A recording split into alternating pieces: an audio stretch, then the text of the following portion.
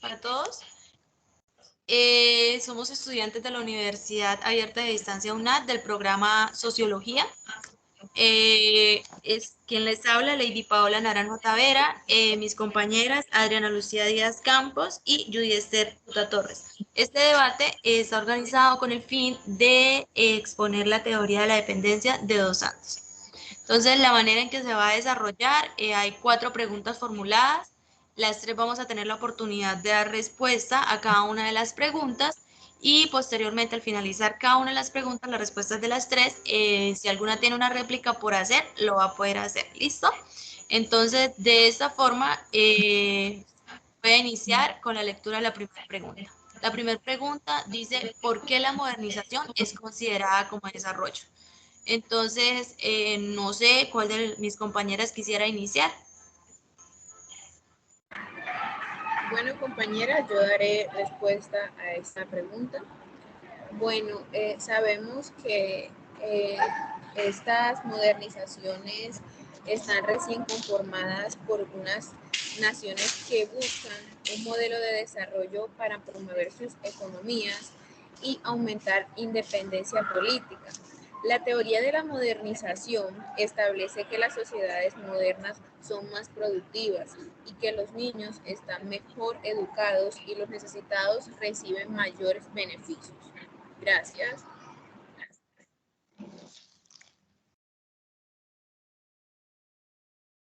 Muchas gracias, compañera Adriana. Entonces, posteriormente, la compañera Judy tendrá la oportunidad de dar respuesta a la pregunta.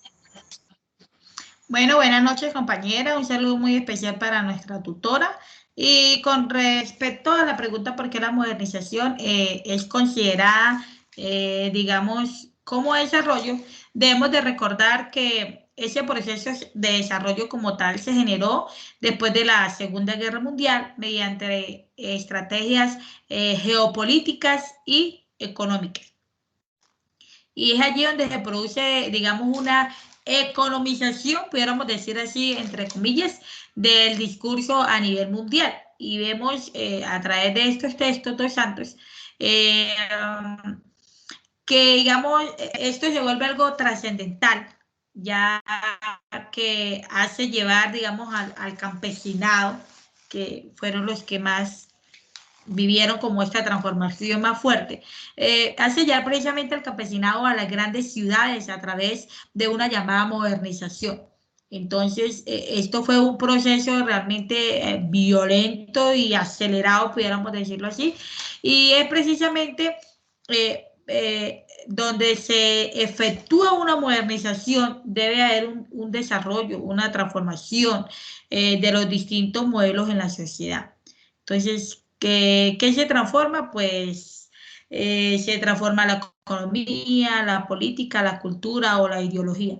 Entonces, ahora todas estas, digamos, máquinas artificiales ya ha sido un tremendo desarrollo y ha beneficiado, por así decirlo, a muchos con la satisfacción de ayudar a mejorar, por así decirlo, el estilo de vida de algunos. Estas máquinas, pues, han facilitado la vida de muchos de nosotros, aunque ha sido un poco compleja para algunos asimilarlo como tal, esta modernización, pero a la final, si hablamos de modernización, pues tendremos que hablar de desarrollo. Según la CEPAL, pasó a ser un modelo ideal de acciones económicas, sociales y políticas. Entonces, si hablamos de modernización, pues obviamente tendremos que hablar de desarrollo porque es precisamente todo este conjunto de cosas de desarrollo que implica que haya una modernización. Así que, compañeras, te cedo la palabra. Muchas gracias, compañera Judy. Bueno, a continuación entonces voy a tener la oportunidad de dar la respuesta. Bueno, la modernización sí o sí va de la mano con el desarrollo. ¿Por qué? A ver, porque la modernización está relacionada cuando un país es desarrollado es porque, digamos, tiene una modernización, tiene una industrialización. Esto le permite crecer económicamente, también socialmente, en su desarrollo y demás. y pues digamos que después de la Segunda Guerra Mundial, la modernización se convirtió como en el estatus que todos los pueblos querían adquirir. ¿Por qué? Porque la modernización es el camino para el desarrollo. O digamos que cuando hablamos de un país desarrollado es porque es un país moderno, porque tiene industrias modernas, porque tiene modelos de educación modernos y demás. Entonces, digamos que por esto no podemos, o sea, se relaciona la modernización con el desarrollo como tal, porque una cosa lleva a la otra. Digamos que la modernización es el camino para que los países puedan adquirir el título de un país en desarrollo, porque por lo contrario va a ser un país subdesarrollado. Entonces, pues de esta forma doy respuesta a la pregunta planteada. No sé si alguna de mis compañeras tenga alguna réplica o algún aporte respecto a la pregunta. Compañera, me ha parecido muy bueno el aporte y realmente pues todas coincidimos como en lo mismo. Si hablamos de modernización, pues modernización va de la mano con el desarrollo, entonces me han parecido como muy interesantes estos aportes. Compañera. Sí, claro, completamente de acuerdo. Oyendo las respuestas que las tres dimos a la pregunta, pues digamos que en conclusión todas vemos que sí, que definitivamente el desarrollo y la modernización van de la mano y el uno es el camino para llegar al otro. Y pues de esta forma, digamos que reciben los calificativos los países desarrollados o subdesarrollados. Y pues esto es dependiendo del nivel también de modernización que cada uno tenga.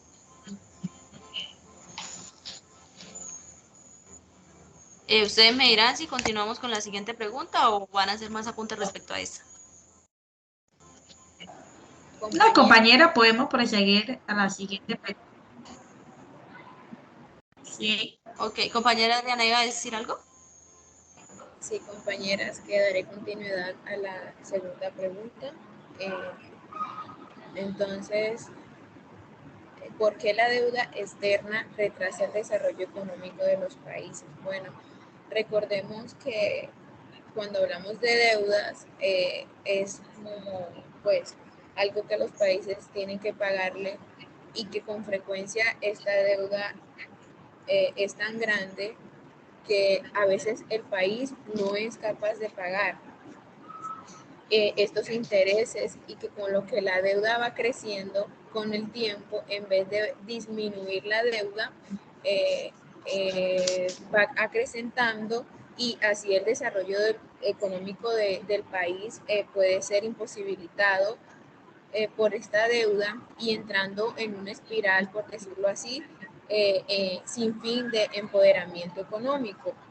Y el resultado de todo esto y de esta situación puede ser la acumulación enorme de una deuda externa, cuyo servicio puede tomar hoy en día cerca de un 25 hasta el 30% del valor de nuestras exportaciones y que se profundizan así en una muestra de crisis de comercio exterior y que al mismo tiempo muestra una dependencia de un flujo constante de ayudas externas que nos ofrecen estos países. Gracias. Muchas gracias, compañera Adriana. Muy buena respuesta. Eso, no sé si la compañera Judy quiera continuar o doy respuestas yo a la pregunta.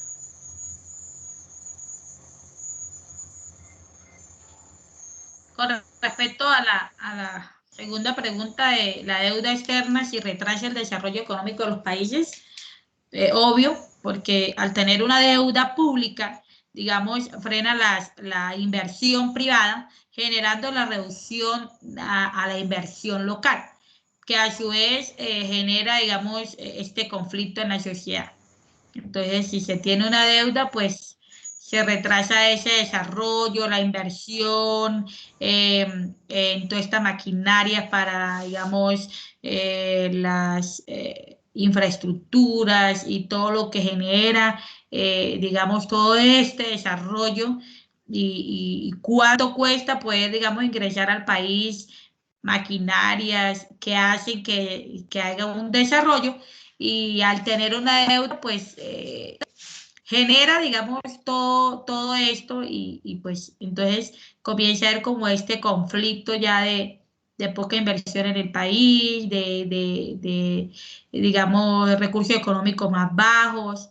Entonces hace que de pronto muchas personas migren a otros lugares en busca de trabajo, porque ha generado, digamos, una deuda en el país, ha generado que haya poca inversión, y a la final pues genera este conflicto en la sociedad. ¿Ok, compañera? Muchas gracias, compañera. Bueno, entonces a continuación voy a proceder a dar pues mi respuesta a la pregunta. Bueno, es sí claro que una deuda externa retrasa el desarrollo económico de los países. ¿Por qué? Porque digamos que los países subdesarrollados han venido adquiriendo deudas externas tratando de estar como al nivel de los demás países, ¿no? Porque esto ha sido como el boom, tratar de modernizarse para alcanzar el desarrollo que tanto se busca. Entonces, digamos que el problema acá no es tanto la deuda externa, sino es los intereses y el aumento que esa deuda tiene con el pasar del tiempo. Al adquirir esas deudas, digamos, y al tener que pagar esos intereses, hace que el desarrollo económico del país se retrase, porque en lugar de tener, digamos, los recursos que le estén llegando, que los pueda invertir en educación, en desarrollo social, infraestructura y demás, digamos, como herramientas que hacen que un país crezca, que se crezca su desarrollo económico y demás, en lugar de poder invertir en eso, tienen que hacerlo invirtiéndolo en pagando intereses de la deuda adquirida. Difícilmente va a poder acabar con esa deuda, porque lo que va a ganar va a tener que pagar unos intereses súper altos, y pues de esta manera hace que, digamos, siempre esté la dependencia del país al que le debe. Entonces, por eso tal vez los países que adquieren estas deudas no son capaces de salir del subdesarrollo, porque lo que se está ganando tienen que invertirlo en el pago de esa deuda, en el pago de esos intereses, y pues así digamos que de esta forma pues nunca va a poder hacer una inversión dentro del mismo país que pues lo ayude a tener una estabilidad económica del país como tal y pues de sus habitantes. Entonces, pues de esta forma doy respuesta a la pregunta. No sé si alguna de mis compañeras quiere hacer una réplica respecto al tema o continuamos.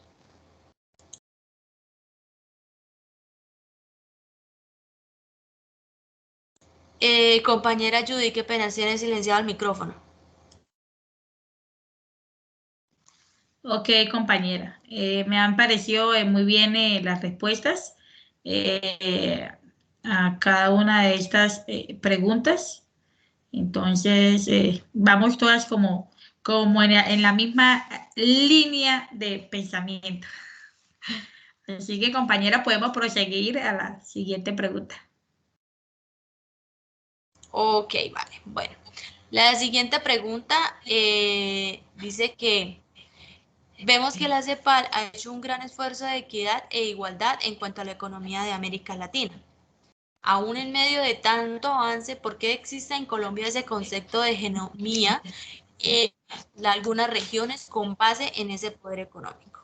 Entonces, pues esa es la pregunta planteada. No sé si hay alguna de las compañeras que quiera iniciar la respuesta. Las escucho. Compañera, Bueno, sí, compañera, sí. yo estoy adelante. Gracias. Perdón, compañera. Bueno, la pregunta es muy interesante. Entonces, si hoy en día, si hablamos digamos, de la CEPAL, es hoy hacer una referencia obligada, pudiéramos decir, de quienes estudian la historia de la economía. Recordando que la CEPAL es precisamente esa Comisión Económica para la América Latina, y es precisamente esta escuela de pensamiento que vino a estructurar precisamente algunas reglas del plan de la economía que ya eran algunos pensadores o que se venía desarrollando y que se venía presentando, digamos, de cierto modo, venía siendo algo perjudicial, porque todo este pensamiento económico de modernización que se venía tratando, pues realmente era más bien falso, pudiéramos decir. Entonces, gracias a la CEPAL, eh, vemos cómo comienza, digamos, a cambiar este pensamiento. Entonces, también recordamos que, ¿por qué esa hegemonía? Cuando habla de esa hegemonía, recordar que la hegemonía es esa supremacía que un Estado ejerce sobre otro, y es esta manera de distribución de ganancias que solo hacen algunas ciudades, digamos, en algunas cosas específicas. Y entonces pudiéramos hablar como ejemplo en alguno de los aportes que nos daba nuestra tutora, un video que me pareció muy importante, fue en el caso de Buenaventura, porque estamos hablando que la CEPAL ha hecho, sí ha hecho, digamos, un avance muy importante, pero ¿por qué se ve como esa hegemonía? Entonces, miramos en el caso de Buenaventura, que me pareció una historia, digamos, muy interesante, porque se dice que Buenaventura, se hablan de los puertos de Buenaventura y que tiene muchos puertos y mucha inversión y genera mucho empleo, pero realmente al ver esto, también se notó que Buenaventura es uno, digamos, de los lugares más pobres, pudiéramos decir, de Colombia. Y entonces uno dice, bueno, pero ¿por qué en medio de tanta inversión, entonces hay un pueblo tan pobre? ¿Dónde van todas estas ganancias? Entonces, realmente esa hegemonía que ejercen, digamos, aquellas personas que tienen poder, entonces ese puerto pasó de ser, digamos, un desarrollo de inversión para ese pueblo, ya pasó a ser algo privatizado, ya pasó a ser como una empresa privada, entonces realmente ya no se genera esas entradas económicas que debieran de ser para el pueblo. Dice que entran miles de millones, pero realmente el pueblo recibe muy poco. Usted mira, es uno de los lugares más pobres de Colombia.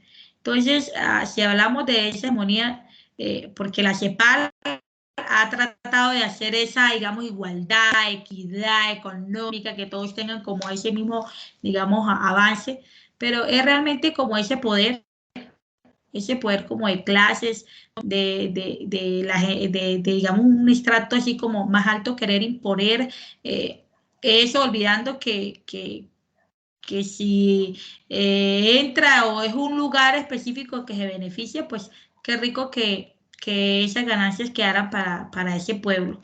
Si se pudiera mejorar eso, digamos que hubiera un orden en que lo que entre en mi país o lo que salga de mi país, pues que esas ganancias sean equitativamente para todos y que sea, digamos, precisamente eso que estamos hablando, ese desarrollo equitativo y que todos tengamos las mismas ganancias y oportunidades, digamos así, de trabajo.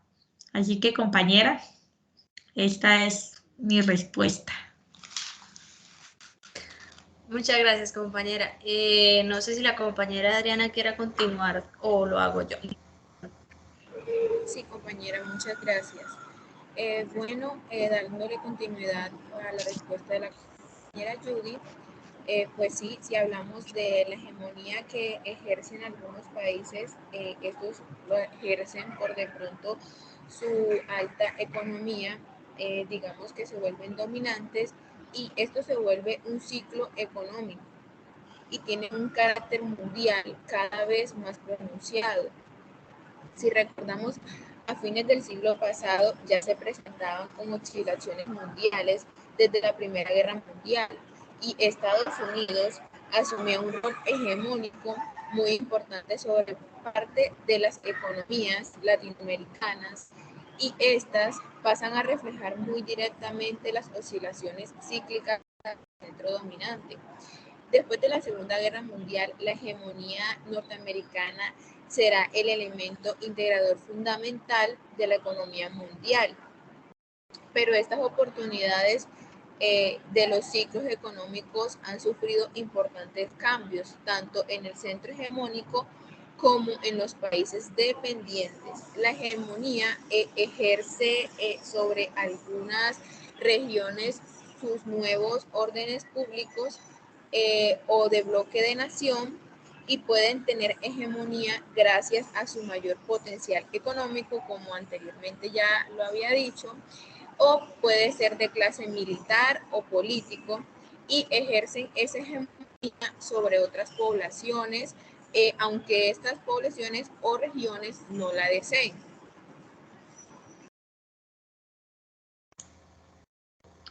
Muy buena respuesta de ustedes. Bueno, entonces voy a continuar dando respuesta a la pregunta. Dice que por qué existe, digamos, en Colombia ese concepto de hegemonía en algunas regiones, ¿no? Con base en el poder económico. La compañera Adriana mencionaba que pues no es solo en Colombia, o sea, eso es algo a nivel mundial y lo vemos pues hablando del tema de desarrollo, los países más desarrollados, digamos que ejercen como ese poder sobre los países subdesarrollados, porque digamos que ellos son los que tienen el poder adquisitivo económico, también, por ejemplo, viendo un poco más, por ejemplo, en el tema de armas y demás, pues esos países son como los más avanzados. Entonces, que de esta forma, pues, digamos que los países subdesarrollados siempre van a estar al dominio o al poder de los países desarrollados. Ya viéndolo, digamos, local o nacional, perdón, pues vemos acá, digamos que en Colombia siempre ha estado como esa lucha de poderes. Acá, pues a pesar del tema de la clase económica y de ese problema de clases sociales y demás, el gran problema en Colombia son las luchas de poderes que pues tienen los grupos armados. Y pues estos grupos armados son financiados, por decirlo así, pues por los grandes, digamos, ricos o adinerados del país, que se quieren apoderar pues de las zonas más productivas o de puntos estratégicos del país, puntos que les da mucho valor o desde este punto, digamos, pueden hacer operaciones o bueno, qué sé yo. Entonces, resulta que están utilizando pues estos grupos armados, los cofinancian para que ellos lleguen y causen en medio de tanta guerra pues presión y violencia, lo cual causa desplazamiento.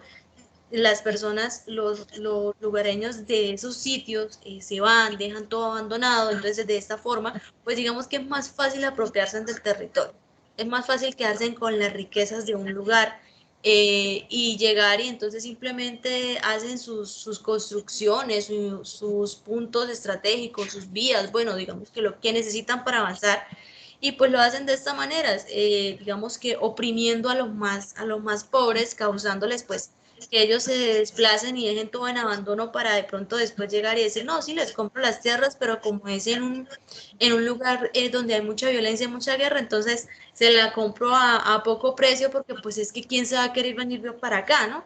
Pero si vemos, pues realmente es algo que eso está, o sea, es algo que está manejado desde los más poderosos del país. Porque si vemos a lo largo de la historia, siempre como que cuando cae un grupo delictivo, perdón, o digamos que uno de sus dirigentes o algo así empiezan a hacer investigaciones y siempre vemos en noticias que no, que estaba relacionado con don fulanito, con el doctor o con... Sí, siempre hay alguien de los que tienen como el poder tanto económico del país está atrás cofinanciando esa violencia y pues si vemos es porque ellos se quieren quedar como con las riquezas del país y pues como lo decía la compañera Judy que pone el ejemplo del video que es de Buenaventura también me pareció muy interesante y si vemos pues también decían lo mismo, o sea allá hay grupos directivos que están haciendo, metiendo presión, tratando de que la gente se vaya pues para poder llegar y quedarse con el lugar que es el punto estratégico del país porque pues por ahí entra y sale, digamos que creo que es el 70% de la mercancía del país, entonces imagínense en el valor que esa tierra puede tener. Entonces, creo que pues por eso es que sigue pasando esto acá y es pues más que todo es, digamos, por las ganas de apoderarse de lo ajeno, por decirlo así, pues lo hacen por medio de la violencia con los grupos delictivos que hay en el país. Entonces, pues de esta forma doy respuesta a la pregunta. No sé si alguno de mis compañeras quiere aportar algo más, pues creo que es una pregunta como que nosotros acá en Colombia como que sabemos de qué se trata y de qué estamos hablando. Muy bien. Nos identificamos todas como por el mismo, digamos, por la misma respuesta.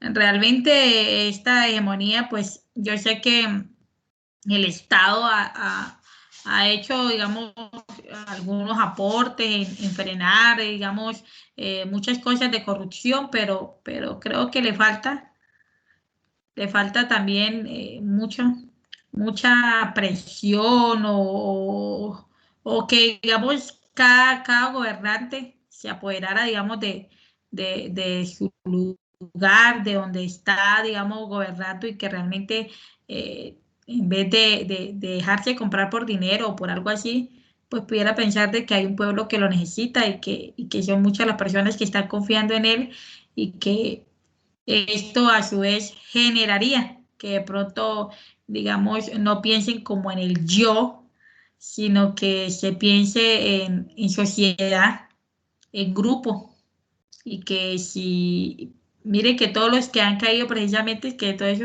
pues, se descubre y caen y los meten presos, pero realmente pues qué bueno pensar no en yo, sino en una comunidad que realmente no necesita. Así que ha sido muy interesante, ha sido muy interesante estos aportes. Mire que hay cosas que uno desconoce y realmente comienza uno como a investigar y uno como que se va metiendo en el cuento de que, uy, qué cosas y qué rico uno poder como comenzar como a cambiar y a generar un cambio desde el lugar donde estemos.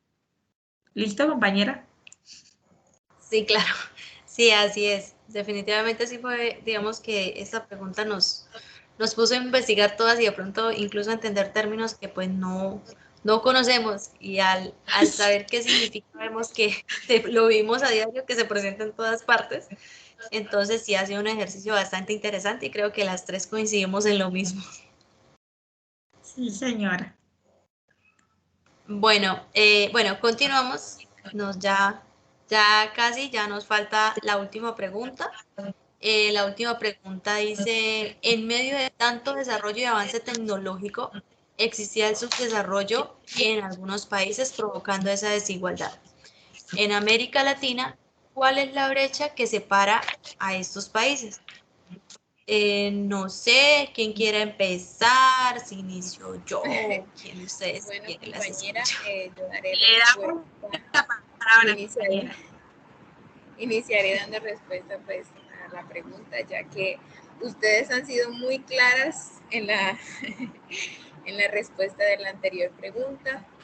Bueno, compañeras, nos dicen por qué existe esa brecha que separa a los países desarrollados y subdesarrollados. Bueno, claramente sabemos que países desarrollados son los que, digamos, manejan mayor economía, mayor acceso a tecnología, a recursos de todo tipo y que por ende, obviamente, eso hace que todo el sistema del país marche, obviamente, mejor a los que apenas están en su desarrollo y lo que imposibilita a muchas cosas y a esas oportunidades que de pronto se ven en los países desarrollados que no se encuentran en los desarrollados. Y se insiste en la necesidad de una política internacional que defienda cada uno de los precios de los productos exportadores y de canalización de ayuda externa que estos permitan disminuir esa brecha entre los países desarrollados y subdesarrollados y los principales problemas en los países de subdesarrollo presentan una brecha en el reparto de la riqueza, como ya lo decía, superiores a los países desarrollados. y hay una mayor división social en lo que respecta a los recursos. Entonces, es eso, que obviamente los países desarrollados tienen mayor tecnología, mayor recursos, mayor economía, entonces eso facilita a sus poblaciones tener mayor oportunidades, las cuales es todo lo contrario en los países de sus desarrollos. Igual aquí mis compañeras complementarán las respuestas. Gracias. Muchas gracias, compañera Adriana. Muy clara su respuesta. No sé, compañera Judy, le cedo la palabra. Gracias. Bueno, en medio de tanto desarrollo y avance tecnológico, uno pudiera decir, no, pues si hay tanto avance, imagínate, estaba mirando las últimas noticias que ya van a sacar hasta el carro volador. Entonces, en medio de tanto avance y tanto desarrollo, ¿por qué existe esa desigualdad? ¿Y cuál es esa brecha, digamos, que separa a los países? Entonces, algunos vemos que hay países desarrollados, vemos otros países que no son tan desarrollados y que se les llama subdesarrollados porque no han llegado como al nivel de este desarrollo. Entonces, una brecha también, digamos, es como si pudiera yo decir como la manera de sus gobernantes de liderar, porque si todos los países estuviéramos a la misma par en las tecnologías, pues seríamos todos desarrollados, pero vemos que hay unos donde ocupa el primer lugar en pobreza, hay otros países que ocupan el primer lugar en, digamos, en narcotráfico, que esto genera también mucha violencia y pobreza. Entonces, todas estas brechas, digamos, y pienso que la manera como de inclusión y de exclusión, pudiéramos decir, que tienen estos países, hace que de pronto no sean tan el avance tecnológico, el desarrollo, no, porque no se genera allí, porque no se invierte en ellos, porque, digamos, la manera de pensar de cada líder, de cada país, es lo que hace que, digamos, si vemos aquí un ejemplo, digamos,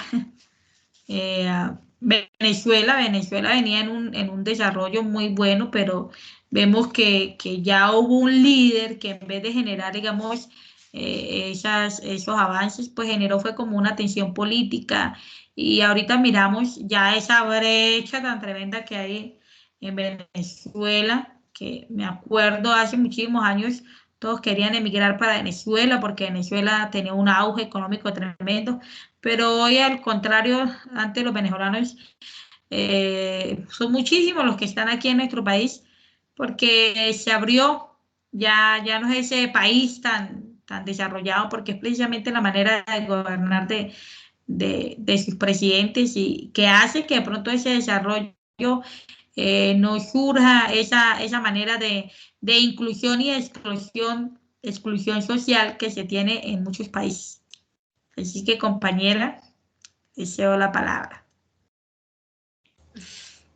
Muchas gracias. Bueno, definitivamente, digamos que la gran brecha entre, digamos, los países subdesarrollados y los desarrollados es el tema de la modernización. Volvemos como al inicio, ¿no? Porque digamos que cuando un país tiene la modernización, tiene capacidad adquisitiva, tiene un nivel de educación alto, tiene un avance tecnológico, todo eso le permite pues avanzar, crecer siempre, estar digamos a la par en el tema de industrialización y tecnología, tema de procesamiento y demás. Y si vemos, pues la compañera Judy, creo, pues mencionaba algo de un ejemplo, creo que el carro volador, bueno, algo así. Si vemos, sí, en algunos países está sucediendo eso. O sea, nada más, por ejemplo, vemos en Qatar, yéndonos como lo que está pasando ahorita que estamos en pleno mundial y como que todo el mundo habla de Qatar, vemos que es un país tremendamente desarrollado, que es un país muy rico. Y si nos vamos a ver, entonces no nos vayamos que vamos para África. Allá mientras que en unos países están con la tecnología, mejor dicho, altísima, a otros países que ni siquiera tienen acceso a agua o, digamos, a la oportunidad de brindarle un techo o un plato de comida a sus habitantes. Entonces vemos la desigualdad tan impresionante que hay. Y digamos que también yo creería que de cierta forma es como la falta de empatía, o sea, como esa cosa de siempre querer estar como crecer sin ver a quién estamos dejando abajo. Yo estoy segura que si, digamos, todos los grandes dirigentes de los países desarrollados que tienen tanta capacidad económica, tanta tecnología, vieran o sea, simplemente dieran una miradita a los países que están en subdesarrollo. Y es que hay niveles de subdesarrollo, hay países que están demasiado atrasados en tecnología y demás. Si todos aportaran un granito de arena, con seguridad esos países podrían pues como surgir o al menos tener una calidad de vida digna. Entonces, pues creo que lo que más separa esto es pues la falta de empatía, de que todos, digamos, cada quien quiere crecer y crecer más sin importar a quién estamos dejando atrás. Y pues esto es un ejemplo en los países pasa igual, o sea, es el diario vivir de lo que de pronto nosotros vemos o incluso nosotros hacemos y pues, o sea, si vamos a algo grande en los países pasa exactamente lo mismo, cada quien busca su propio crecimiento, sin importar pues cómo están los demás y pues digamos que muchas veces aprovechan como el poder que ya tienen para seguir dejando abajo al más pequeño y ellos seguir creciendo. Entonces, digamos que esa es como la brecha, las ganas de seguir creciendo sin importar pues a quién está dejando abajo. Entonces, pues esa es mi respuesta respecto a la pregunta. Ya con esta pregunta finalizamos el panel de preguntas. No sé, quisiera escucharlas si tienen que decir algo al respecto o pues si ya de esta forma finalizamos. Bueno, Bueno, compañera, yo con quiero, respecto a... Sí, siga Adriana, tranquila. sí, compañera Judy, sí, siga. Sigue, te cedo la palabra. Así, ok, gracias, compañera Judy. No, yo solo quiero hacer como un pequeño reflexión a todo lo que venimos hablando. Y sé que nuestras respuestas han sido basadas a lo que nos pide el curso, pero como decía la compañera Lady, sabemos que Colombia es un país donde hay muchas entidades que buscan la inclusión social, que es algo muy importante, pero que realmente también tenemos que tener en cuenta que somos uno de los países líderes en exportaciones, líderes en agricultura, líderes en muchas cosas y aparte líderes en eso y somos uno de los países con el índice más bajo de pobreza, de desigualdad. Entonces, es algo que, aunque hay muchas entidades ahorita que están defendiendo los derechos humanos, que la inclusión, que todo esto, seguimos con ese alto índice y si hablamos por lo menos de la educación superior, hablamos ahora de los países desarrollados y subdesarrollados. La educación es algo que si miramos en los países desarrollados, ahorita la tecnología y la educación está en un nivel súper alto y miramos los índices de los países que apenas están en un subdesarrollo, los índices de educación son demasiado bajos. O sea, y obviamente como un país va a lograr un desarrollo si sus comunidades no logran una educación eficiente. Y como decía la compañera, también tener como ese sentido de pertenencia por las otras regiones, porque ahorita todo es solo el desarrollo propio y no el de las demás. Entonces estamos buscando como una equidad entre todos y realmente seguimos igual por eso, porque todos buscan su beneficio propio. Gracias, compañeras. Muchas gracias por el aporte. Creo que de esta forma finalizamos el panel. De antemano, pues agradecerles a cada uno de ustedes por la participación y pues creo que ha sido 40 minutos muy enriquecedores para nosotros. Hemos pues debatido de cierta forma, pero sé que las tres hemos aprendido mucho. Entonces, pues desearles una feliz noche y pues hasta la próxima, compañeros. Bueno.